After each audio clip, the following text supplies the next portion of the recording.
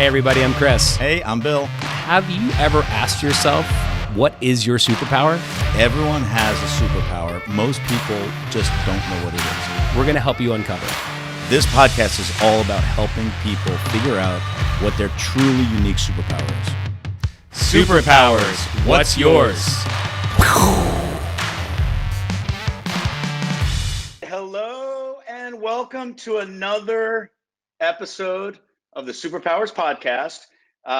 Chris, we got ourselves a live one today. The first ever.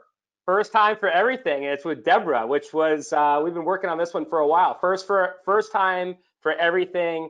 Deborah, welcome to the Superpowers podcast show. Hey, cannot tell you how excited I am to be here. Never know what's going to happen with you two. Yeah. So Deb, because we've done all of about 30 seconds preparation for this, let me tell you how it goes.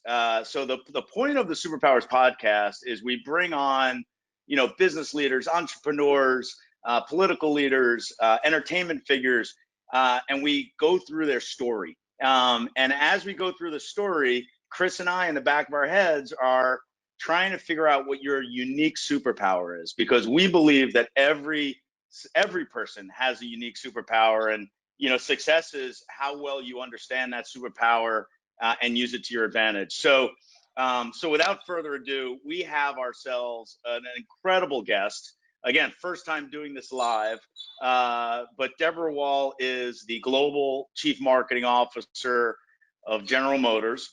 She's been in and out of the auto industry for a bunch of times. She was CMO of McDonald's. Probably her I think her mom's most proudest moment of hers was when she was elected to the board of directors of an exciting company called Media Ocean. Like GM and McDonald's are like whatever. And so we are super excited to have you on, Deb. Welcome. Thank you so much. Yeah, the only thing that Bill left out with that intro is it's true that we want to discover superpowers. We also like to hear ourselves talk. So there's kind of another element that's that we enjoy about the show. But it's so nice to have you. We've heard such great things about you. And let's start with, you're the coolest dressed today. You have the super cool Cadillac. Let's talk about that T-shirt and let's talk about the necklace. For the first time ever, I actually showered, and for you, I got a haircut for you, Deb. I actually put on a button down for the first time in 4 months. So I just want to let you know I went above and beyond for this show. Oh, you know what? And you look amazing today. So yeah, I have to tell you, the funniest thing was I too, really have put it on for you guys. I actually blew dry my hair today, but then I had my whole outfit ready and I got up and my air conditioning broke today. Oh, So boy. I'm sitting in my house, which is all glass. And then I said, what's going to be comfortable? So I put on my Cadillac V T-shirt and decided that would fit perfectly in the mode, because behind me on my shelves, I have a little miniature of the Blackwing V engine, which is also really motivating to me. And I figured I better get supercharged up for you guys today. And so that's what that's all about. And this is going to be coming your way, because I think you should be wearing these on your next Superpowers webcast. So I apologize. Can you guys hear me okay now? We can hear you great, Bill. Okay, so sorry, I had some technical difficulties here. Hopefully it doesn't happen again. So I don't know at what point I lost you, but Deb, I'd love to start. Did you grow up in Detroit? What's going on with you in Detroit and auto? Yeah, definitely. Motor City, born and raised. My dad was in the business. He was a plant manager at a Chrysler plant. So I was in and out or around the business my whole life. But really interesting on how much it's changed. I did my first internship at General Motors back in the 80s. And it was, it was an amazing experience. But also I looked around and was like, wow, this is a tough industry for women. I just don't know. Yeah. And so it's so funny to come full circle after all those years, so I guess that my first learning was you never know where you're going to end up. It strikes me as it'd be a very tight community as relates to locals getting the jobs there and folks from Michigan and Midwest. Is that true, or kind of out of towners welcome as well to kind of get to a position that you're in today?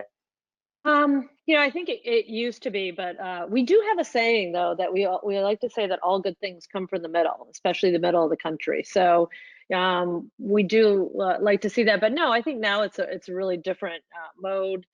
People come from all over and find a way to thrive here.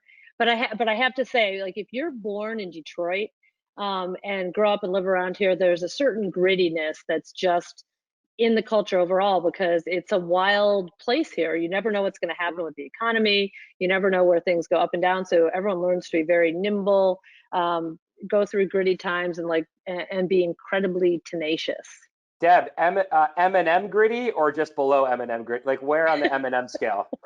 Yeah, I think it varies all around. You start to learn a whole appreciation for a whole different architecture and culture and everything that's going on. And that's why I always loved it. In fact, when I had my son, I brought him back here on my first time back after about 20 years after college, because it was like, I want you to grow up here in the Midwest, in Detroit, because it's like you learn to be really real and you learn how to do things. And, it just, I always felt, nothing against any other place, but I love it here. It's home. So Deb, talk to us about like growing up. You talked about your dad kind of being in the auto industry. You have siblings? I do. I am, of course, the oldest. I have two, a sister and a brother. Middle child. By the way, and so the you younger, are the first child. This is season 2. Every single person up until now was a middle child. I don't know why. Isn't that incredible? It's true. Everyone. Yeah. So so you were the oldest. Should we continue the show or just? Yeah. Another. So you were the oldest. Tell us a little bit about kind of growing up. What did your mom do, and what do your siblings do today? Are they involved in auto or anything? Or? Yeah. So I was the oldest. Probably, if you ask my siblings, I was the bossy planner, always making them do the things that I want them to do, which I find to be a huge advantage later in life. My mom was a housewife, but she was incredibly busy. So it's so funny today as we look at how parents helicopter around. I don't remember my parents ever being around, really. I mean, I remember them showing up for dinner, but the rest of it, we were home from school. We had the neighborhood gang that everyone was just outside all the time. It was great. I loved all that part of it. Dad was really hard worker. He had, I said he was a plant manager. Then he opened his own company, so he's an entrepreneur.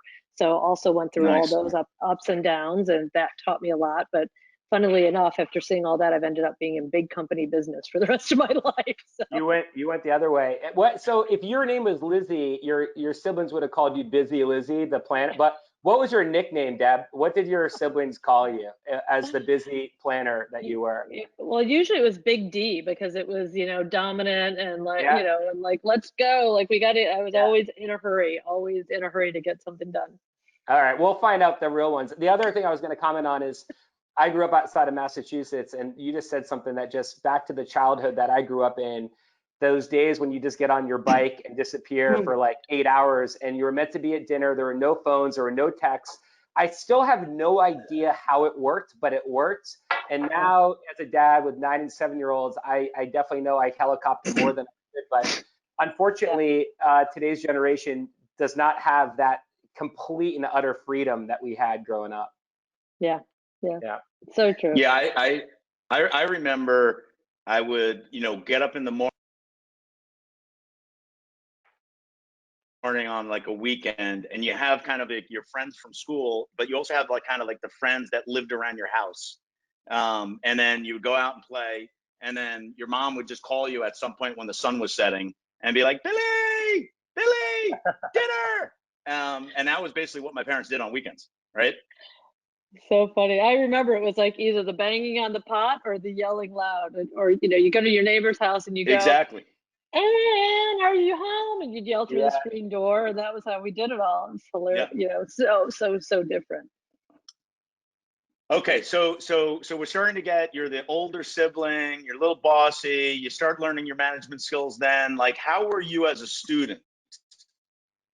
Were you a good student, average student, excellent student? Yeah, I think I was just above average. I mean, I always thought I was super smart, but then I looked back at my grades and SAT scores one time and I was like, oh my God, would How did I never get get here? into anything today. Yeah, yeah. I don't tell my son that, by the way. I just tell Yeah. my girl that everything. Well, now he knows. Um, Now he knows. yeah. So, yeah, but you know what my mom always tells me I was the child that she never had to worry about. So I was always prepared. I always did my home, like I was always on top of everything, even though I do think I kind of skated by and did not. I was not, cum laude. I wasn't any of that, but I was involved in a lot of things and incredibly social. Had a big social life going on. It's interesting with There you go. Well, listen. Go ahead. I was gonna Go say, ahead, it's Chris. interesting back to the sibling comment because normally the older one kind of paves the way. They torment their parents, they make all the mistakes, and then the younger ones kind of cruise through. You actually you made it really easy for your siblings. Oh yeah, my mom was always very distracted also by my middle child sister, who was the wild, crazy one who did, Right. got into There's all the trouble. I was like, I just put her in front, and I was, the golden child. So there was always one. Deb, did you have any side hustling when you were growing up in these neighborhoods with your friends, like lemonade stands to taking hubcaps off cars? Like, what did you do? oh yeah, we did it all. I mean, we were constantly looking at how do we make money. But back in the day, we were the girls, so we had bake sales constantly, and we had this great common area in our subdivision where there were parties all the time. It was actually a really great place to grow up in Rochester, Michigan, and yeah, so we were constantly making money, finding things to sell, experimenting, trying to start little businesses. The majority of which were always all around cooking or delivering or parties or something like that, but I can't say any of them were wildly successful, but we were at it all the time. So I worked from the time that I was 14 on. Okay, great. Wow. Wow. Yeah.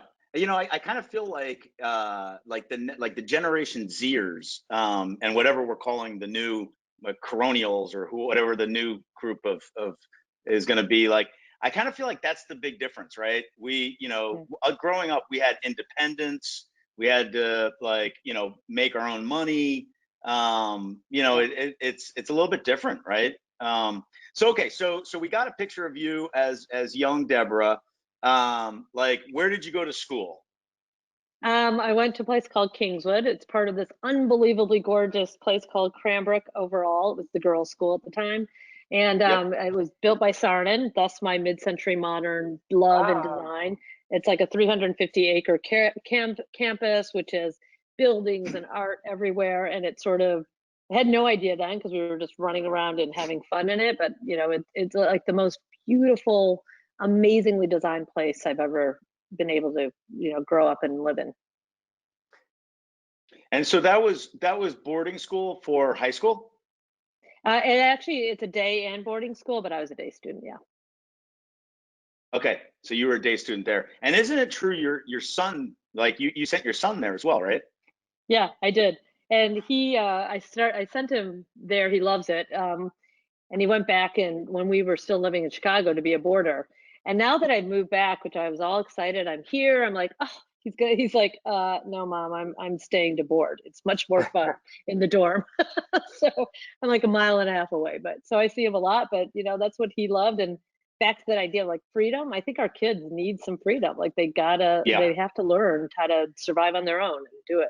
Yeah, absolutely. Independence is good. Okay, so you went to this incredible school. What did you decide to do for college? And did you know like what you wanted to do when you were, 17? I always knew that I was going to be in business somewhere, and I anticipated, I thought it would be, starting a company, running a company, doing something like that. So I ended up actually, my first year out of high school, I went to Boston University. So I started there. Ah, yeah. by the way, my daughter is transferring to BU. Oh, really? Oh my God. Yeah. So much Yeah, fun. she just made the decision like a week ago. Yeah. Good school. It's a great school, so much fun. But actually, after a year, it was big for me. And then I have to admit, I got into a little trouble. It was a little wild.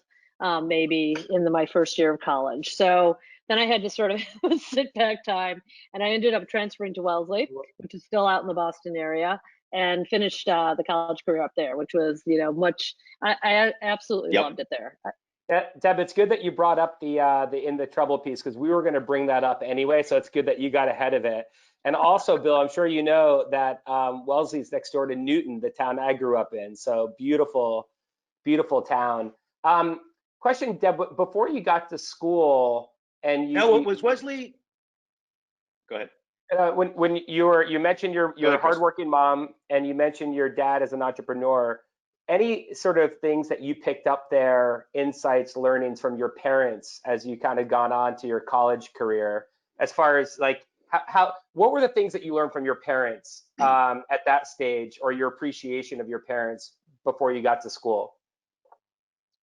Yeah, well, I think my dad was the wild one in our family. And like I said, he sort of just went out there and went gung ho and just did anything, whether he had background or not. He bought businesses, ran them, just sort of, it was always kind of like moving on his feet to do something. And he was never afraid, and, just went out there. And then he had a lot of ups and downs too.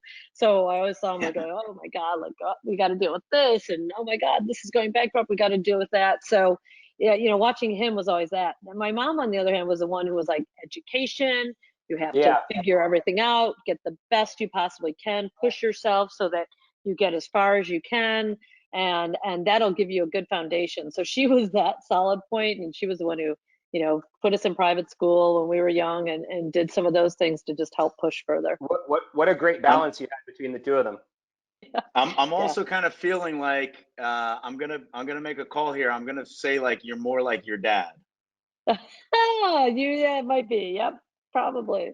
Although my boyfriend tells me I'm a lot like my mom now, so I don't know. I think it all comes both. But yeah, in terms of like getting out there and just not being afraid, just saying, all right, let's just tackle what's ahead. Definitely. So some part of me recalls that you ended up in like France or Paris or something. Yeah. Right? Yep. Talk us through that time. Was that after? Did you study abroad? Was it after college? What was it? That was after my MBA. So I started my career out from Wellesley in finance in Chase Manhattan Bank in New York. Wow. Because my dad always said you got to know your numbers. But after doing that a couple of years, I was like, is this all there is? There's got to be more excitement. So I went back to, I got my MBA in marketing. Said that'll help me deal with product creativity, all that. And then I decided, well, as long as I'm being creative, let's just go to France. I always wanted to learn French and be fluent in it. And I did my MBA and got an additional degree at Lauder, the Lauder Institute at Wharton, which you learn a language, you focus on an area and all that. And then I ended up in Paris, which was, Beautiful. You talk about, yes, you do these specific career plannings, but really, I just wanted to go and live in Paris. Yeah. It's a beautiful. So how long? So I wasn't aware of the whole. And by the way, Chase Manhattan Bank sounds very like old. But anyway, so how long were you in finance? A couple of years? Like what was that like? That was 4 years. And actually, it was the most amazing job in the whole world. They had this, back in the day, they trained you for a year in banking. And then I did a job called credit audit, where I traveled with a bunch of my peers, all our age, like right out of college. And we went around the world to sort of look at how healthy our different bank units were. So I spent time in Thailand and Switzerland and Chile. And then, after every assignment, you'd have like 2 weeks off that you just stay in the country and travel. So it was like, for 2 years on that job, I just traveled around the world. Incredible. And got paid. I'm telling you, this was like the home run of first jobs. I mean, I was one of the last in college to get a job. I'm like, oh my God, I'm not going to get a job after all this.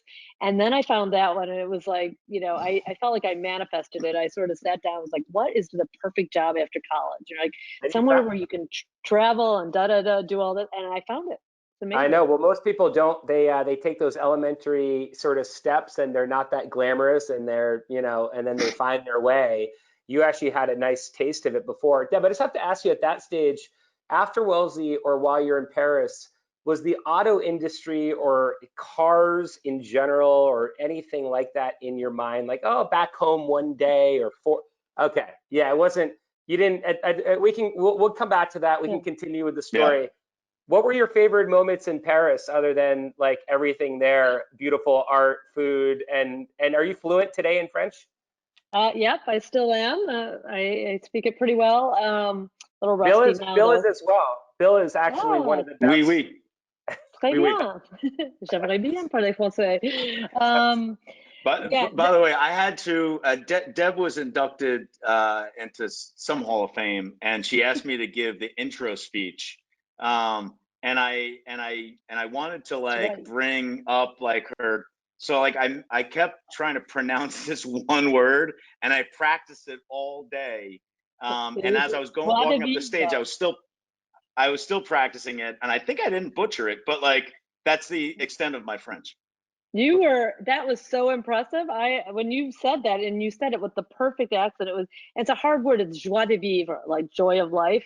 And you said Yeah. it perfectly. I was like, whoa, yet another side of Bill that I did not know existed. Genevieve. No, that was hours worth of practice just to say those like two or three words. So good. But actually, let's talk about that. Because I don't know even know how I remembered something like that. I think it was I on a know. panel that you had at Mediation. But talk a little bit about that. What does it mean? What's the phrase again? So it's joie de vivre, but it sort of means like follow your bliss, find your bliss, like what makes you happy in life and what, Yeah. what creates that idea. And it was actually one of my headmistress in 8th grade who sort of put that word and idea in front of me that's how you should frame your life up. So if you find yourself in a place where you're not following that or feeling that, then you should change Yes. and leave. And it's amazing, like with all the, we're business people and we think about that, but if you don't have that side of it, it's got to be somewhere in your life, and ideally it's in the work that you do too. And I've sort of followed that. Yep. That's why my career is a kind of a crazy mix. Anytime I go to a professional, like I went to a Wharton panel on job career pathing, and the professor looked at me, he's like, you're a disaster. Like your career, it doesn't follow any of the things that we tell people to do. And I was like, Like, oh, but I followed my joie de vivre. So it's like an artist. You're Joie an de artist. vivre. yeah. Yes. That's so great. That's such Okay, great advice. so you basically used Chase to move to Manhattan and travel all over the world. You didn't find your joie de vivre there. So you found yourself getting an MBA. You're in Paris. Now what? Yeah. Like So, I'm so curious as to how Detroit comes back in your life. okay, yeah, it's coming. It's well, Paris was amazing. So I went there working for W. L. Gore, which is a fascinating company. They have like a couple beliefs, which is make money and have fun, and then while you're doing that, don't sink the boat. And that's pretty much it. And so I was hired to be part of this new group. We were developing a product for people with allergies to dust mites, and it was made out of Gore-Tex material. So it's basically bed covering, bed sheets, and we were launching it across Europe in the allergy market. And I was in charge of the French market, which is just like, I give them so much credit for hiring me. Like I spoke fluent French, but I'd never worked in France. I'd never, done They any give of you a that. And chance. they took a bet on me and were like, go for it. And so there I am, like right out of my MBA. I had finance experience, but I was starting this business. And so I was all over France. I met all the top hospital people, the top allergies. I started clinical trials. I, developed a supply chain in the pharmacy business, had to get a sales force going.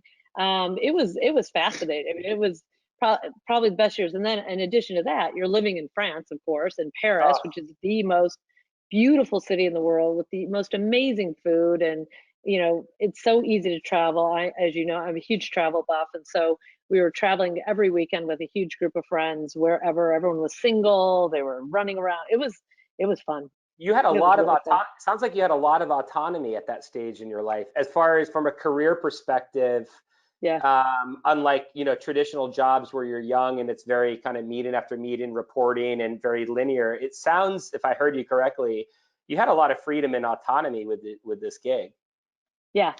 So it was. Now, the bad part of it is, of course, that after 3 years, I didn't sell enough.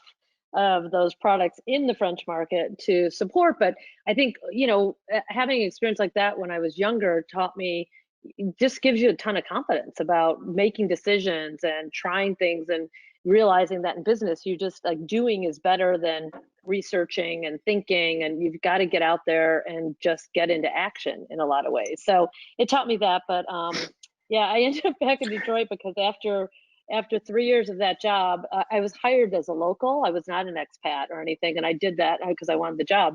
But I couldn't pay my business school bills. I Oh couldn't. no. I couldn't pay back my loans anymore. Those things. Oh, those things. I was like, oh God, oh no. So then, then I was like, I really have to come back, and I need to come back to the States, and I need to, think. And it was, well, that was all fascinating. I loved the experience. Like W.L. Gore is an amazing company, but at the same time, I was like, I probably need some more guidance at this stage in my career. I'm kind of doing things and learning on the fly, but it might be good to, learn from a little more structure. Yeah. So I came back and I started interviewing for marketing jobs. And Yeah, can I interrupt you on one thing real quick? Oh, Because yeah. I think it's important. That and now that I'm learning a little bit more about you and the fact that you're CMO and you're a global company, and we'll get to that. But living in Europe and spending time there, I was born in Finland, so my mother's side's Scandinavian. I think is such an advantage when you can see the world from the other side of the pond, and you become less American. And arguably, you're one of the most, American brands and the most American cities on the planet. But I think when you can see people from that lens, it gives you some unique advantages. And I just want to kind of tip my hat to that, but also it'll be interesting to see where you take us next on your journey. But I don't know if you agree, but. Totally. I think that actually as a marketer, working in another country teaches I was a much better marketer in those days because I was in a country where I didn't have any preconceptions about the culture or what people think. I mean, you're studying all the time and you're learning from that. And then it really opened my eyes when I got much better at speaking French about understanding that when you speak in different languages, you think differently. So the way the French language is structured and how they're taught to think critically is really different. And to me, that was really helpful. Like, in France, for any business meeting, you argue on basically 3 points. Like it's a 3-step argument, and that's how you present everything, and you really learn. And so I think it taught me that, one, there's no right way about addressing or solving a problem. There's no right approach. You have to be really creative and think in a lot of different ways from different perspectives. So I agree with you. Like, to me, that was also on the career side, one of the most invaluable experience that I got from that. Yep. Okay, sorry. So now you're back in Detroit before I cut you off. Yeah. Well, I still wasn't ready, actually, really, to go back to Detroit, but I started interviewing in a lot of different places for marketing jobs. And I so remember this. And again, no issue against anyone else, but I had 2 back-to-back interviews set up, and one was in Chicago for Kraft. And I was in there interviewing about, Cheese Whiz and all the a potential marketing job on the Cheese Whiz brand and the different, product extensions they had for that. And it was a beautiful company and gorgeous. And then the next day I flew to Detroit. And basically we got to Detroit, they picked us up from the airport because there were a couple of people interviewing, and then took us directly to the test track. And at that time in Detroit, you still had active test tracks. So from genius recruiting tactic. Genius. So then there I am, like on the test track, zooming around. Were you thinking about Cheese Whiz at the time when you were doing on the track? No, sorry. Exactly. So then you're like, so after that, I was like, oh my God, this is so exciting. This is awesome. There's so dynamic and interesting, and the people were great. And this was at Ford at the time, and they had this amazing program. And so that sort of pushed aside all those, like, no, I'm not ready to go back to Detroit. And the auto industry is, all male and all that. It was just so fun and dynamic that it definitely appeared the best place to go. And then when I got into the interviews, I also said, well, I've been in France and I know Europe and I worked all over Europe, so I'd like to go to Latin America. And they were basically like, okay, cool, no problem. Oh, Bill, we lost your audio for a minute, but I'll wait to hear you in a minute. Deb, I'm just hearing in the context of you're basically, if someone's listening to this, you're basically telling people what you want and then things are happening. So I don't want to jump to conclusions with what your superpowers are of kind of putting magic dust on people and them giving you what you want. But how do you ask to go to Latin America and that happens? And did you actually go? Yeah, I did. You know, I don't know. I think I do believe in the fact that if you really know what you want and you ask people to help you get that can happen. And now it also helped that I was actually dating someone who was in Latin America at the time. There we go. That was another. There we go. But yeah, I think it's amazing. And then again, I really wanted to round out, and you know, I was studying international business. That it was really important at the time, and so felt like I really had to understand. And actually, I thought I was going to Argentina.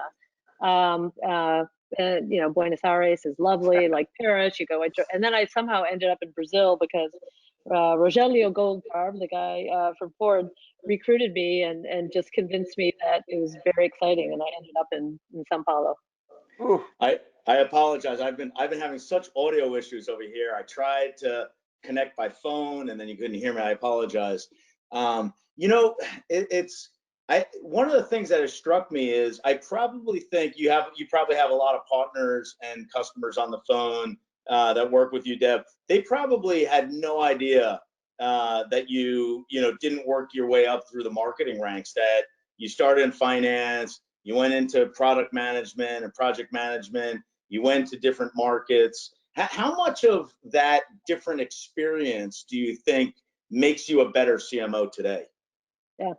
I think, you know, like you, I think the best things that we do are talk to a lot of people, understand, network, be curious all the time, and understand how all these different things fit together. And what's interesting, if you're a marketer, the commonality of all that is understanding people and behaviors across the world, what motivates them and what they do. So that's what I found that's really helped me, and never, you know, just doing the job in front of you, but thinking bigger because you're curious and active and really want to get involved. Now, the downside of that is you got to work a lot harder, like, you know, because you're always busy, you know, and typically you're out all the time with people so that you have time to talk and go. But to me, that's what really all of that taught me. And I'm still friends and stay in contact with people from all these experiences around the world because that really helps. Yeah, I mean, it's so interesting because there used to be such a hierarchy to organizations and jobs, you know, and now it's kind of, you have to work as hard or if not harder than the people that work for you. And you got to stay connected, even though you have thousands of people in your org and stuff like that. So, I mean, it's fascinating. So, okay, I want to speed it up a little bit here. So, because I do want to get to some of the current events, but so you find yourself back in Detroit. You know, you did, so, you know, just briefly talk about kind of the roles you had when you found yourself back in Detroit. And I know you ended up going to a real estate construction company or something like that. And McDonald's. I got to find when you had time for McDonald's as well. Okay, yeah. I'm going to give you the short thing. So in automotive, typically there isn't a marketing track. You know, so you're a generalist, but I loved marketing and decided that, you know, early on that's what I wanted to focus on. So for me, opportunity to get more responsibility came from actually opportunities to move to different companies. So I started Ford of Brazil. Ford bought Mazda. I went to Mazda in California. Did some really great work there. If I say so myself, I really thought it was good. And from there, I went to Lincoln Mercury, my first tack at American Luxury for cars. And then Toyota hired me. That I thought was a great opportunity, incredibly well-run company. Just so much to learn from the way that the Japanese approach business and what they do. Spent a lot of time in Japan. And then finally, I had and it was great. And then I became vice president of marketing for Lexus, which was like a dream job. It was just so good. And we were doing so much great, innovative work and everything, and content and media, all kinds of things. And then I got the call to potentially come back to Chrysler. And we always have these fateful decisions we make in our life. Oh, yeah. And I remember thinking, like, gosh, it would take me back home. My son was 5 at the time. I could really bring all this learning and this perspective to Chrysler. My dad had, been the plant manager at Chrysler, come back to an American car company and really contribute that way. And I remember talking to my colleagues at Toyota, and they're like, "What are you like? Why are you going there?" And I think it was a little two things at the time: a little bit of ego because I wanted to advance faster, and at Toyota there was no other marketing role to go into. Yeah.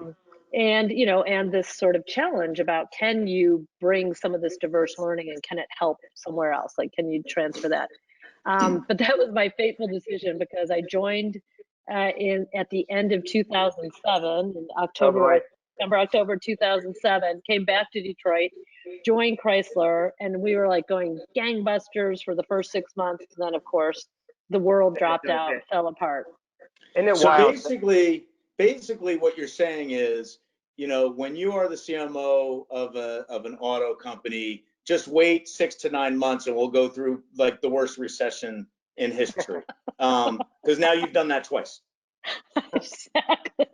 Oh no, I didn't even put that together, but thank you for bringing that up. Yeah, that's what we're here for, Deb. That's what we're here for. Bill, you may have preluded her superpower. She predicts.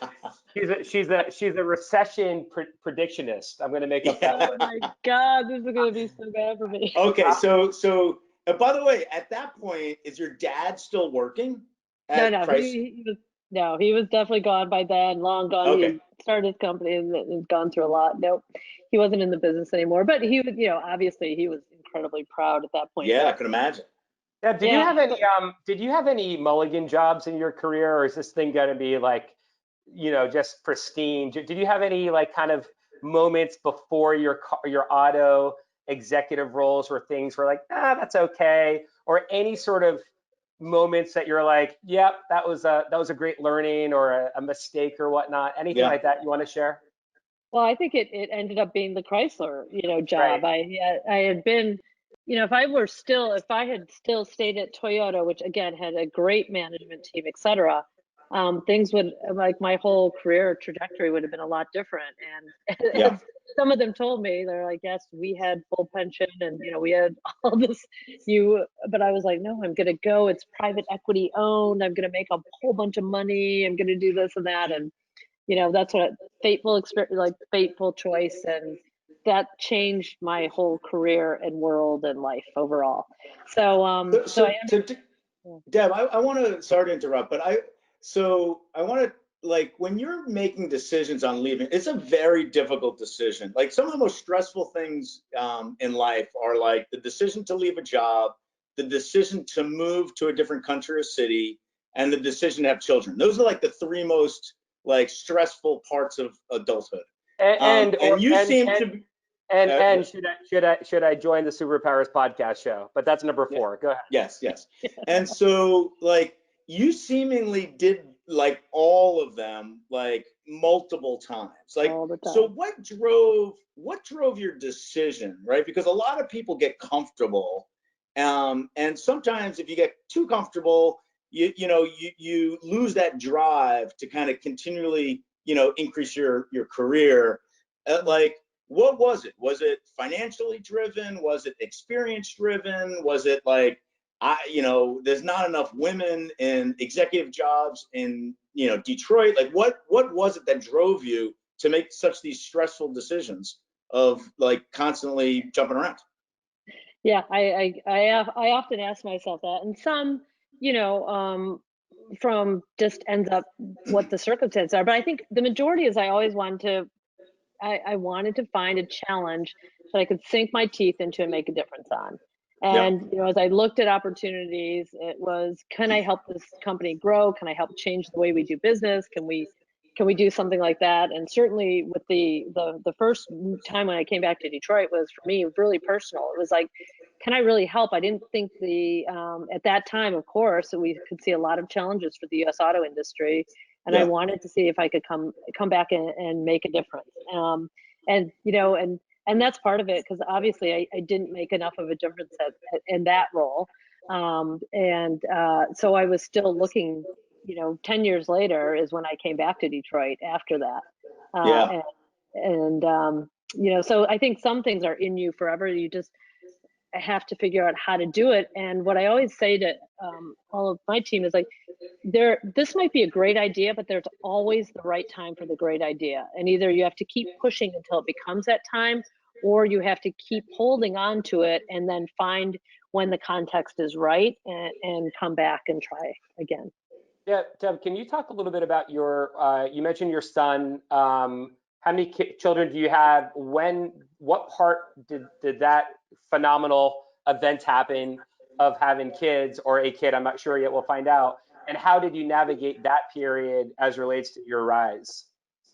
Oh yeah, that's a whole nother story. But so I only have one son, and I do remember having many conversations because I was pregnant with him when I just taken my first sort of big marketing job at Toyota, and some of my peers and colleagues were like, "You're out of your mind! Like, there's no way you can do this. Impossible."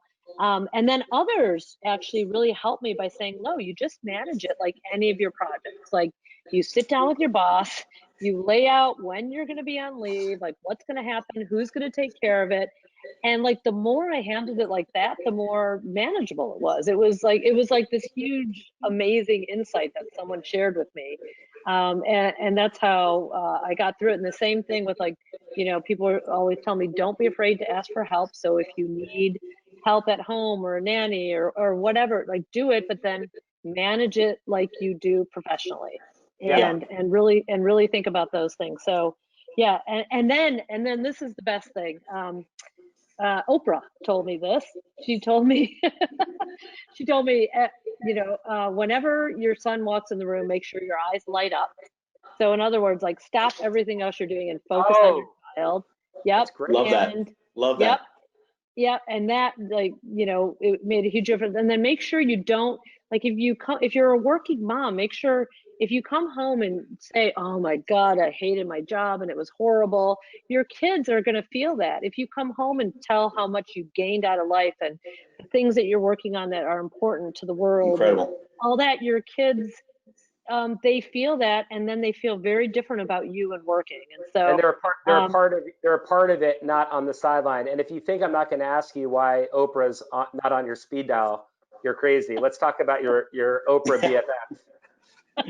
I wish. All I know is I got to spend just a small amounts of time with her, luckily, because of the position I was in, and it was worth it was amazing, like amazing impact that, we all need 5 minutes with Oprah. We talk about, this podcast is all about superpowers. Like, I think like working moms are like, they're the true superheroes, right? Because it's so difficult. And I even during kind of the COVID crisis, I was very mindful to reach out to the young parents who had to homeschool their kids during this time. Because like the easiest thing to do is just go to work, right? It's like, but people who had to stay home, it's like, you now have to homeschool your kids, you now have to cook multiple meals per day, which is a whole nother full-time job, and you got to do your job. It's like so difficult. So it's incredible that you had a son and you continued to move around. All right, let's get to McDonald's. Okay, let's get to McDonald's, because then we got to get to GM. Okay. You also did leave. So you left the auto industry for 2 different jobs. So talk about the first one, then talk about McDonald's. Yeah. It was end of 2008, 2009. Obviously, the biggest depression everywhere. There was no work to be done at Chrysler because we had no money. We weren't going to be doing any marketing. Yep. And so I left the company then, and then there I am in Detroit. I'm like, oh God, what am I going to do now? And you have that sense of panic. Like, I think when you were talking about that first sense of like, oh my God, this has never happened to me before. Like, I had nothing else. So 2 things I learned there is like, you should always be thinking about potential future and different paths that you can go on. no matter what, no matter how good things are, and be prepared. And then the second was that, after the initial panic and, oh my God, just really finding out what I wanted to do. So I tried some consulting work. Michael Casson was generous. He gave me some work there. Yeah. I tried some other things, and I was like, I am horrible at this. Like, I am no good at this. I've got to refocus. And amazingly enough, I looked around. I was contacted by a headhunter for this job at Pulte Group, which was here in Detroit, 5 minutes from my home, and they wanted a CMO. And I love architecture. I love houses and buildings and all that. And so for me, that was a great motivator, because I thought, why not understand like all of this and what it does? And it was cool because I went from like $1 billion budget to maybe less than $20 million. Had to work hard.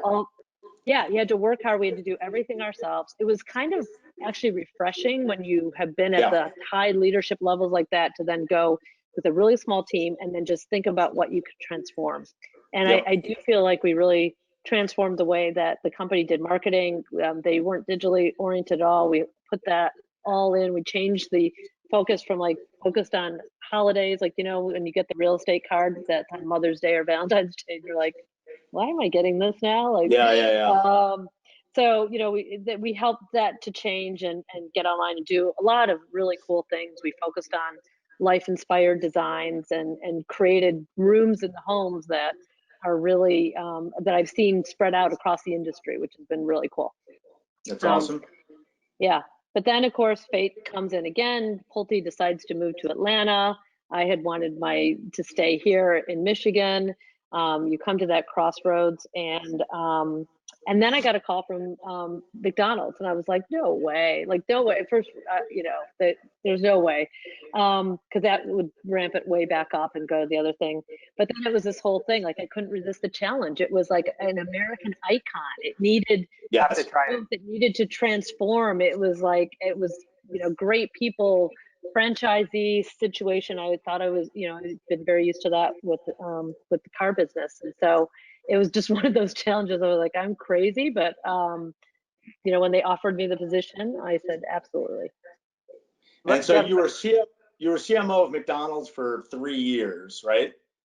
Yeah. And what was like your proudest moment there? Because I mean, it's an interesting time. Like McDonald's obviously is an incredible American icon, now global icon. But it also intersected when the world started going down like the healthy path. So like, what were the obstacles, and what were you most proud of during your work at McDonald's? Yeah, I think most proud of like actually using classic marketing strategies, et cetera, to really help define where to go. And we identified a couple things that we really needed to get on the healthy eating path at McDonald's, and we actually made changes to all of the food. So we took out all the preservatives and colors and all of those elements. We really focused on bringing like core things back. So the Egg McMuffin started being buttered with real butter again, and it was delicious. And we changed the English muffin that went with it, and did all that, which I thought was really important work. But then what was really, for me, the biggest learning option, we identified early on this opportunity for all-day breakfast. And, we just looked at, I asked the team, I was like, what are people complaining about the most on, or what are they asking for in social media?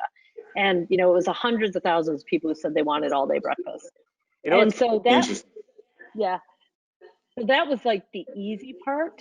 But then it took 1.5 years to figure out, how do we operationalize this and really work through all those details. And that was the first time, as I think CMO roles have changed, to really be involved with the business, and you have to figure all that out. So that was really working hand to hand with the teams and the franchisees, or the owner operators, negotiating, figuring out, how do we do this? It's actually very, very complex to serve breakfast and lunch at the same time in a fast food restaurant. Well, I can't imagine 1,000 locations, franchisees. There's a training component. My wife is British, Deb, and literally once a week we'll have eggs on toast, because that's kind of their jam in England. And it's not a bad thing when you have like a lazy meal you want to eat. I do have a question, because I'm sure there's a lot of people that are listening or that will watch later that come from our circles, from ad tech and martech, media advertising. How in the world of sort of digital, specifically digital, how did you kind of see the world, and any thoughts in regards to, you know, what you were doing from an online perspective? Obviously, everyone knows broadcast, and auto, I think, continues to dominate, you know, the percentage of spend with television. But how did you think about how do you think about the online space through your career and the importance of digital? Yeah, great question. Yeah, I think I've, you know, talked about a lot.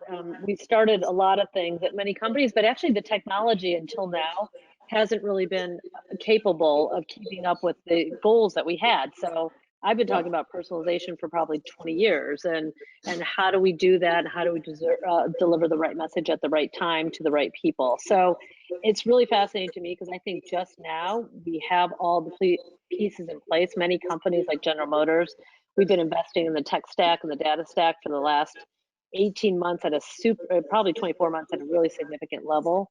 And now we can do this. So the idea of having all the channels converge, making sure we can get dynamic creative and know our people and have propensity audiences, it's finally, you know, at this time that as a CMO, I've been preparing and working on this for 2 decades, and I feel like we can finally deliver now. You mentioned, Bill, one more point on that. You mentioned social media earlier, and I just want to ask you too, in regards to the importance of social, specifically from a listening perspective, like what your customers are saying. How do you think about, you know, social as far as all the traditional platforms of Twitter or Facebook or where else where you got, it's important to hear what customers are saying? Yeah, well, we've really doubled down on that, especially through COVID, which was all of a sudden, I think all of us were faced with, we're not sure where this is going to go. And obviously consumers were changing so fast. So at GM, we established these 5 phases. We thought first they'd go through panic, then people would need reassurance, then we have entertainment needs while we're sequestered, then we talked about recovery, and then the new normal. We thought we were on recovery. Now with seeing where things are going, we're kind of in that middle phase. But we did that, and then we started tracking socially every day what consumers were saying, what the reports were, comparing all the different sources, because I think we just have been through the most incredible movement in consumers' behaviors, what they're looking for, expectation, and all of us sorry, need to be incredibly nimble right now. It's a time where there's you can't mourn the past and what you were going to do yesterday. We just have to really be looking at where people are today, and at getting our teams to move very, very fast to adopt and deliver what consumers need. I was on a call earlier today, and I'm going to plagiarize, but I'm going to acknowledge that I'm plagiarizing a statement that has been like in my head all day, which is, you know, marketers need to market the way consumers consume. And I think we've known that for 10 years, but you know, we just haven't gotten there from an infrastructure, technology, data perspective. Everything seems to be siloed. And I almost feel like the last 4 months, we've potentially gained 4 years of advancement in these last 4 months. So I want to hit that, but I also just want to finish the story. So you do your stint at McDonald's, but clearly, whether it's a want or it's just a cosmic force pulling you back, you end up back, you know, in Detroit. Actually, I remember you telling me that you were taking the CMO job of Cadillac, and you're going back to Detroit. No, you said, actually, I'm going to Cadillac, but I'm actually moving to New York City because Cadillac is headquartered in New York. And I actually remember what you said. You said, I'm exchanging my 6,000 square foot house in Michigan for a 600 square foot studio in Tribeca for basically the same cost. Yeah, that was pretty much it. Yeah. Although that move was much bigger. I had after I left McDonald's, that was a whole year of introspection about what do I really want to do and what do I want to contribute in life, because despite all the fun of all this, but it's really serious, like what's happening in the world today, where we can all, or where we should all put our talents to use. And I looked at my hometown, Detroit, was really impressed with what Mayor Duggan has been doing to develop, and said, I really want to be part of that. And then I looked at General Motors, which has Mary Barr as its CEO. We have Divya, who is our chief financial officer, It's really a completely different company than it was back in the 80s than when I did my internship there. And Yeah. what they're doing is amazing, powerful, and transformative. And to me, that capability, you always have to decide at one point, where do you really put your time and effort? And especially for someone like me who's been so itinerant all my life, I was like, it's time for me to put some stakes in the ground and really focus and start contributing as much as I can. And now with everything that's happened with the social injustice, COVID, all these impacts, to me, I think it makes it even more critical to think about how we contribute both personally through our companies with the power we have as voices in the media world and how much that impacts perceptions. I think it's a unique time for anyone in our business to make an incredible difference and really think we have to create business and drive growth, but we also have to create the world that our kids should live in. Deb, something like 30,000 ventilators ring a bell. I mean, where were you? When did that? How did you kind of remember when you first heard that conversation come up, and that GM, the company that you're working at, is going to basically rethink, re-engineer how your plants work and operationalize? I watched the 60-minute segment. I'm one of the, I still admit it. I'm sure a lot of people, I still think it's the best journalism on air. So I watched 60 Minutes, but I remember watching that and being like, I've never seen the level of overhaul that a company like that had to do to basically create a new product. I mean, basically a new product at such an important time. Can you talk us through that? Yeah, I think that's for me. So just to put in perspective, when I first came to General Motors and I started going around the company and understanding the stories of creativity, the passion, the level of engineering expertise, this is where I sort of said to the management, I'm like, these are the stories we have to tell. So I think it all came, I was in one place where we said, like, in times that are this tough, the soul of a company comes out.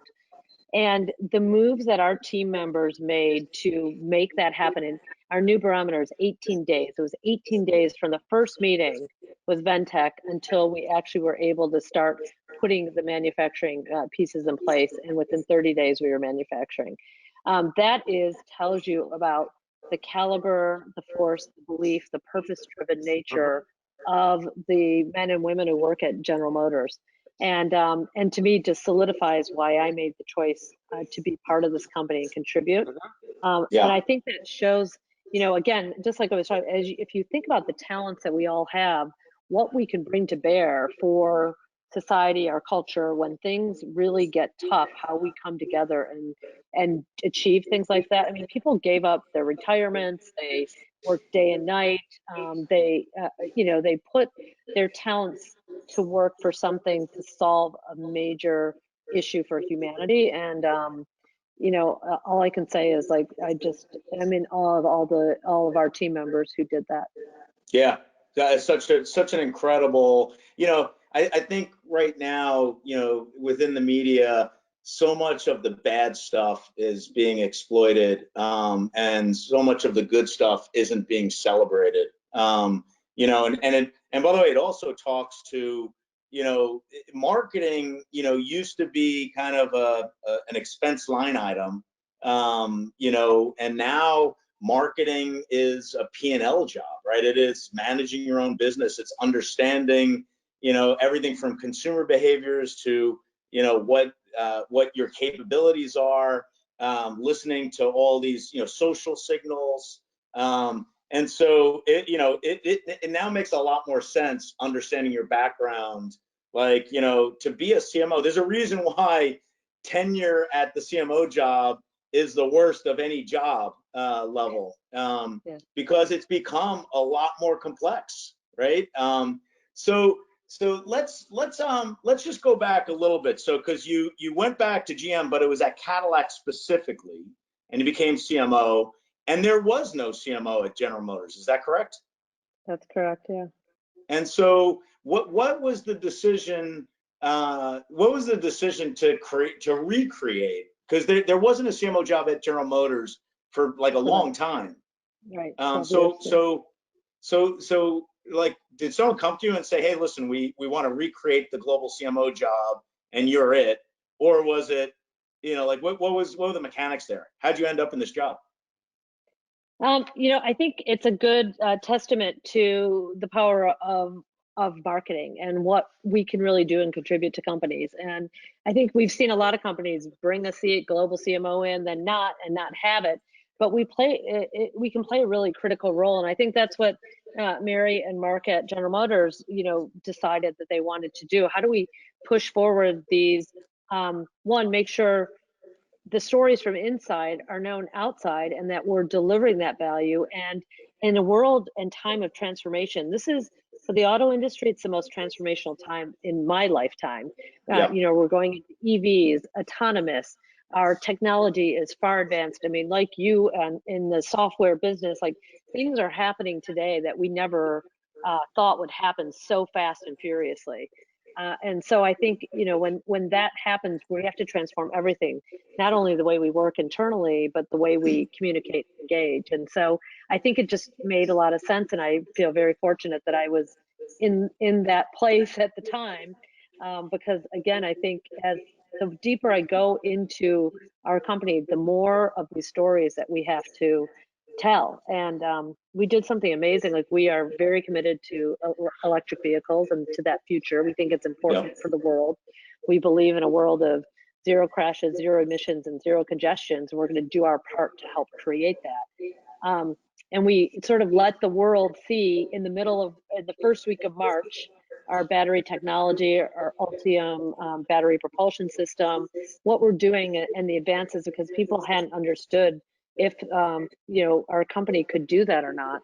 And when we revealed it, they were I think impressed by the battery expertise, and blown away, and really realized what we're really doing. And what was amazing, of course, talk about not mourning the past. That was the following week after that is when the pandemic was declared, and where we had to really pull back on everything we were doing and keep everyone safe. And we all started working from home, and the whole world changed at that point. I was just gonna say, I'm impressed with what cars do today, and I'm not a car guy. Can't attest to knowing cars well, but like what cars do today impressed me, and it's fascinating to see the level of technology, both from a hardware and software perspective, that's being introduced. If you had to sort of identify one or two things that you're most excited about, whether it's here today or coming tomorrow, that you've been a part of those conversations, and maybe it's the batteries and the emissions topic and what's good for the environment, what is that? And then the follow-up question to that is, what's the car that you can't be driving that you'd love to drive? So I think, first of all, we have some incredible technology run by our autonomous driving group that is called Supercruise, and it's it allows you to drive no hands, no feet. It's been introduced in Cadillac and the CT6. It's an incredible experience, but really that's just the beginning of the future. And the way our engineers have approached that is so advanced and really thoughtful, because while we all dive into all these technologies, we have to ensure people are safe. And I think we've seen that in as technology develops, if we're not conscious of that in the very beginning, things can run rampant. Just look what's happening in our social platform world right now. So we're very intent on that and going. I think if you look at what we're doing, even with OnStar and the potential that has, it was the first to do that. And as we think about staying safe everywhere, as we drive and wherever we go, there's tons of opportunity there. And I think you'll start seeing our electric vehicles. We've teased the Hummer. It's an incredible vehicle that completely transforms itself and really brings all that technology to the fore. We have the Bolt EV from Chevy, which is incredible as well. It's one of the best on the road today, and we're going to make sure more people see more of that. And then we have many others coming. Cadillac will be our first brand to go all electric, and those vehicles are incredible. So I'm very excited about that overall. Yeah, what car should Bill be in, and what should I be in? Where do you see us? It's like summer cruising. Bill's got his hair kind of flopping back in the wind. Like where? By the way, My goal is by the time I get back to the office, my hair is going to basically be like Deb's. Like I'm going all down, you know. What car do you see us both in? Well, certainly I can see Bill in the Hummer, and especially as Yes. you take, as you can take the whole roof off and go, and you're going to be great. Chris, I see you in the new Lyric Cadillac vehicle that's coming out. It's stunningly beautiful and amazing ride experience. But for both of you, while we're waiting for that, we still do have a lot of gas-powered vehicles that are fabulous. And on my list is the new mid-engine Corvette. It's Okay. nothing more beautiful. If you Wow. drive it, it fits you. It doesn't just go around you. You fit into the vehicle and become part of it. And it's probably one of the best driving experiences around. But what do you mean it's on your list? Can't you just like say, hey, I'm the global CMO. I'm just going to take this right now. No, because we actually like our teams to buy the vehicles. I mean, yes, I can drive it, but that's not the same thing as if you do it. Now, as you know, I bought this beautiful home that was from 1956, which has become my new money pit. So as soon as I do that, then the Corvette's my reward. And Bill, I think it's called stealing if you just take a car off the lot and. Yeah. So, by the way, I feel like now I got to go buy a Hummer. So I'm gonna look into that. So, just getting to the current state, we all recognize that at some point, we will return back to quote unquote normal. But in other cases, we may not ever return to the normal that was pre-COVID. Like from a marketing perspective, because a vast majority of our listeners are connected to, kind of marketing, advertising, ed tech, martech, like how do you see things going differently? Like, do you see the upfronts being different? Do you think, is omni-channel going to be managed differently? Like from a pure marketing perspective, what do you think the new normal needs to be? Yeah, I think this is going to be a catalyst for all kinds of change. And we know since it landed right in the middle of the upfronts, which many of us have talked for years, that probably need to evolve. And as you know, we're also moving towards, high propensity audience targeting. Really, we have so much data now that we really know where people are throughout the channels. And the platforms that we work with have to help us identify that and figure out, how to achieve that. We're finding much higher levels of response rates from customers when we know that they have a propensity to be interested. We know what aspect they might be interested in, and we deliver that message in the right way to them in that context. So I think this will jumpstart us completely, and the fact that the upfronts need to evolve in the way we've been doing it will help enormously. Go back to the idea of agility. We now use 18 days as our benchmark at GM. Everything is now, can you get it done in 18 days? Well, committing now for media buys and things that are, 3 quarters out doesn't seem like it fits in our new agility model, especially as we don't know when content production will come back, when we can get there. So I think it'll force us all to really think about different models, and then using the baseline. We have found that it's been very productive to be in touch with people. Our first party channels have been incredibly productive. Obviously, we still need to get to wider audiences, so there's different ways, but I think the convergence of all these channels, how you get messages out, is the new normal that we're faced with, and the idea of agility and nimbleness is definitely part of the new normal. So do you think, I mean, a staple of the TV, so TV is generally, you think of a couple of verticals, like you think of movie studios, auto, CPG, maybe, beer, as kind of monopolizing kind of the TV upfronts. Do you think, and, we're not holding to anything here, but do you think like the upfronts, basically become like an iterative process and not kind of an annual process?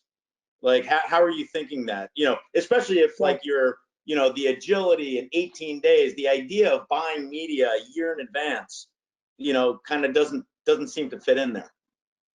Yeah, I think, and I think especially since none of us know what's going to happen in the country over the next year. I mean, we're still seeing major events canceled and we can't get together.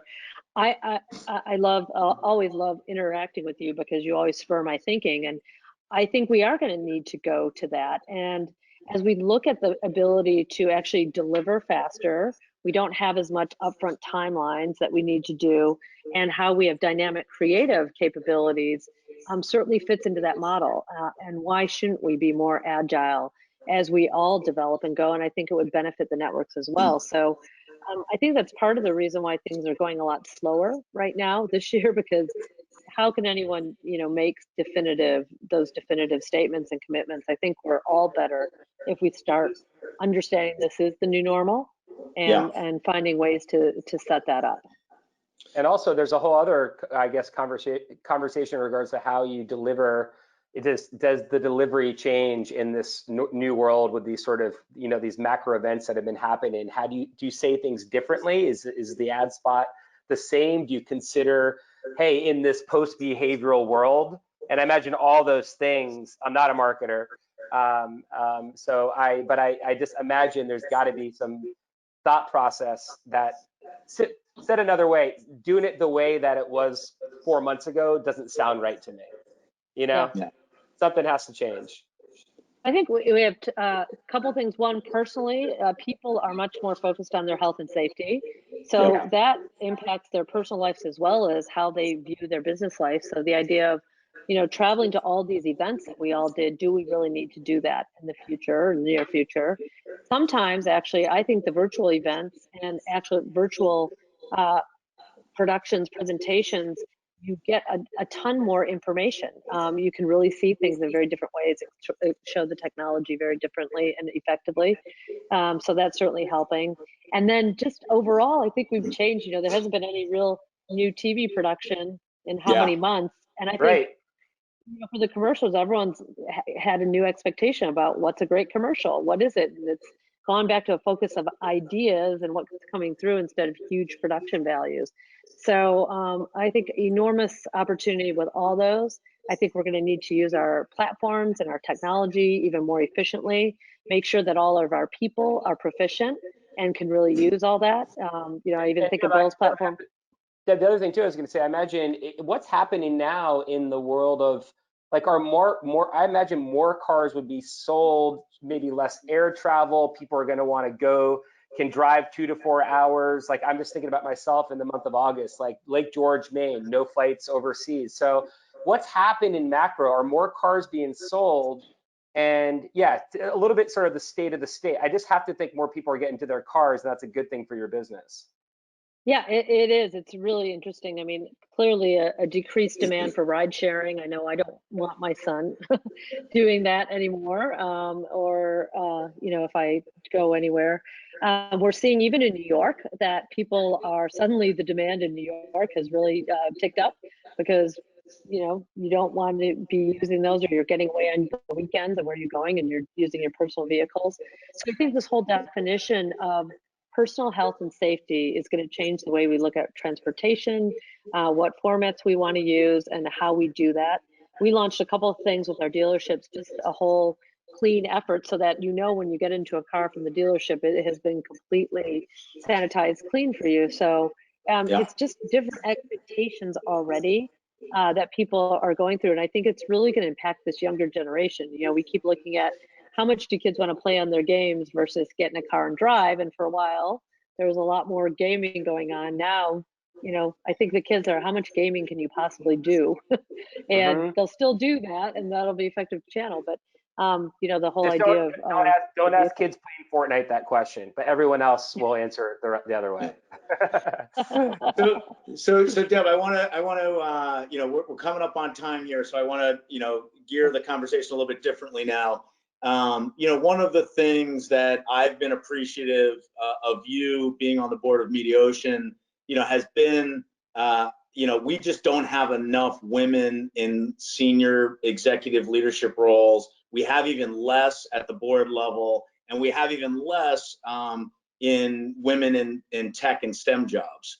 And there you gave a story once to the women of my company where you gave an example at a previous job where you had two very strong senior people, one a female, one a male, and you had to coach the female to kind of like speak up and be more aggressive. And can you just talk, like, for all of our young female listeners, because it's 52% based on the registrations, like, what advice do you have for them in terms of making it in a world, either it's a technology world where it's a vast minority, it's the auto world where it's a vast minority, like what advice do you have for them?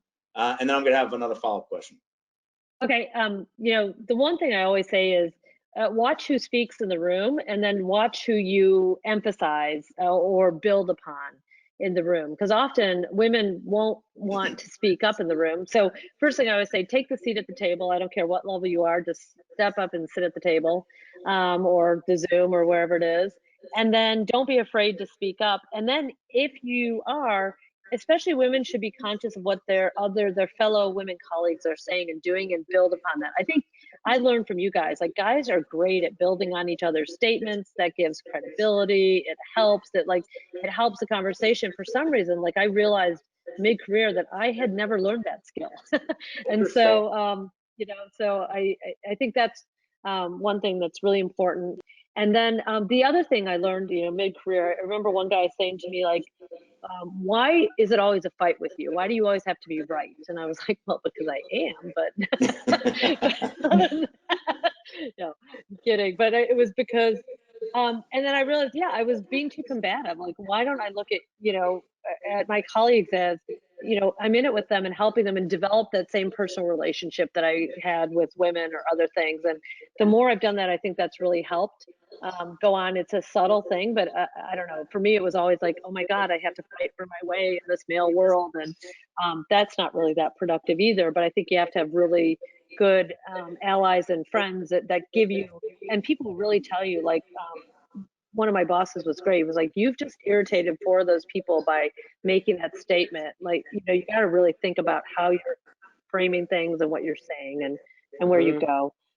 And then I would just say, for the guys, take a risk on someone.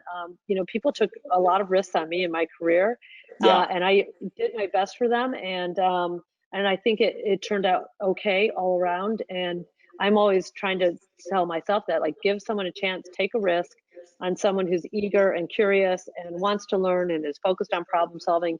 Give them more responsibilities than you think they can take, and see what happens. So take a seat at the table, whether you're invited or not. Feel free to speak up, add upon other people's conversations, and feel free to do that. And then for any of the male executives, take a risk on someone, and seek out their input. Love it. I love that. Love that. Okay, one last question, then we got to wrap up. So if we were to interview you in another 10 years, what do you hope to accomplish? Where do you hope to be? What else? I feel like you're always looking forward and you're always challenging yourself. Yeah. Like, where is Deb going to be in 10 years? Yeah, lots of, I have so many of those goals. So first of all, I want to help GM and contribute to the growth that we're going to achieve in that transformation. But also on that, I really am very committed to how are we going to eliminate racial injustice? How do we all, same way that you guys have helped and talked about women, how do we make sure for African American, for diversity, that we actually do this, especially in the marketing industry? So I'm really focused on that. I clearly want to contribute and potentially work in Detroit or do something in that area as we go along. And then finally, I'm just going to make sure that I'm going to keep doing yoga so I can make sure that I have the energy to do all this stuff. Yeah, exactly. But I think, right now it's a time for all of us to seriously think about what we can contribute and how we can truly make a difference in our society. I think everyone has a role to play, and we need more people talking up. During the crisis after George Floyd's murder, I had a lot of really unbelievably powerful, poignant incredible conversations with our African American employees, who taught me personally a lot about the situation we're still living in today. Made me aware of, even though I, thought, oh, I've been helping, that there's so much more that I can personally be doing. So I hope that we can all do that and align together and just take this issue off the table. Yeah, Deb, I appreciate you calling that out. And I know Bill and I both feel very strongly on that. And a lot of self-reflection, being white men, and acknowledging privilege, which has never come out of my mouth, and also acknowledging not being aware of how bad things have been. So yeah, we've all been on kind of, I think, of our own journey and to get things right. But I couldn't agree with you more. It's absolutely critical for leaders to voice their concerns and the importance of change, and to call shit out when they see it. So I think it's great that you brought that up before we wrap up. Yeah, okay, so now it's the interesting part of the podcast where we get to reflect and talk about Deb's superpower. So I'm going to do a little summary, and then I'm going to pass it off to Chris, and then I'll add my pieces. So, here's what we learned. Deb learned her management skills early. She was bossing her two siblings around. She was an above average student, didn't kill it, but was responsible. And it seemed like she, understood the importance during school, that it's not just about grades, it's about your network as well. So very social, learn the importance of having a network there, maybe at the spite of her grades. She's an international woman of mystery. I had no idea that you've conquered every continent. You found yourself in Detroit, which is kind of like its own country. You went to Paris. You then came back to the U.S. You went to Latin America. You then worked for a Japanese company. Found yourself in Asia. So you really have all of that experience. You didn't grow up in marketing. You had finance background. You then had some, product and project management background, and found your way into marketing after getting an MBA, which was really an excuse to go to France and live in Paris. You jump around, you take risks. This has been awesome, and now it makes a lot more sense, kind of how you go about, prioritizing things. I know you as, being, what I love about Deb is she, because I have her in my board meetings, you don't need to be the loudest person in the room or say the most things or take up the most oxygen. She is as good a listener as she is a leader. And whenever I call on you, you always have an answer. So it's like I know that stuff is going on up there. So this has been incredible. Chris, what do you think Deb's superpower is after all of that? All is difficult, Deb. This is why they don't pay us enough money to run this show. But so what I've learned, and by the way, I've really enjoyed getting to know you, and can't wait to spend time with you in person one day. Your community, and your home. So you have your home roots of being in Detroit and your hometown girl. I actually think what's interesting about your story is between France and Latin America and your trips to Tokyo and all these other places, and what I kind of tipped my hat to earlier is you have a very important global perspective at this very important time, but you're a hometown girl, and you're specifically a hometown girl as it relates to Michigan and the auto industry. So I think your superpower is you've brought a global perspective to the auto industry and to your home roots of Michigan. If you were doing this job in another part of the country, then it wouldn't add up, and I'd have a different superpower. But that's what I think your superpower is. By the way, normally I don't like to agree with Chris. I love bring the global experience to the local town. I love that. I also think, calculated risk taking is very, very difficult. And having the grit to do it. And so, so I also, feel like I got to add a little bit of you have throughout your career, have taken calculated risks, with that global experience, with a level of tenacity that, I think most people are scared to do.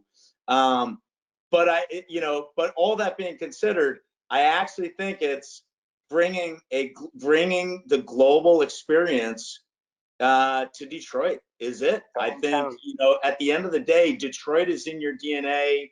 You're redoing what looks like a beautiful home there. I can't wait to be invited. It seems like every time you leave Detroit, there is a force bringing you back. And it's super, super important to have perspective in this day and age. Perspective on the social injustice, perspective of being, a woman in an industry that's, really monopolized by men, and having that global experience and bringing it, to your local town and to Detroit. I'm gonna have to agree with Chris. I love it. I've loved having, every time I speak to Deb, I learn a little bit something new, which I love. I apologize to the viewers for me having some audio problems here, but this has been great, and thank you so much. And Deb, what do you think? What do you think of our feedback on your superpower? I love it. It's funny when you said it, I was like, oh yeah, that was the whole point of my whole life that you guys just encapsulated. So thanks. And now I've really got to make good on it, because now like we put that out there in the universe. Now I've really got to make sure some things happen. So Back to work. We'll be back to work. You're doing great things, Deb, with your company and in life. You're good people, and we enjoyed having you today. Thank you. Thanks, guys. Thank you so Take much. care. Thanks, everyone. This is it. Thank you for joining Superpowers Podcast with Deborah Wahl. Bye, everyone. Superpowers.